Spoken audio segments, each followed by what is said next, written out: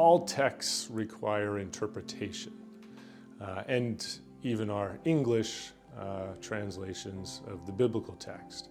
And English translations are great. I'm glad we have them. And they can even serve us as we study even in the original, because as an interpretation, they're almost a mini commentary in that.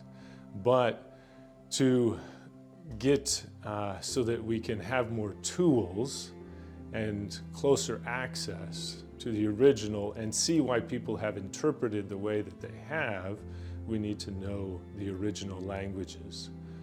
And then we can be in part of the conversation. Why did a translation go this way? Why does a commentator want to argue for this point? We can understand the reasons, we can judge them, and we can think for ourselves in that. There is elements that it's hard to get through in translation. Elements that show structure, that just show literary artistry, that show how an author is seeking to tie things together. Some of that's very hard to bring out through a translation, and so the original languages help very much, or are very necessary for us to access that.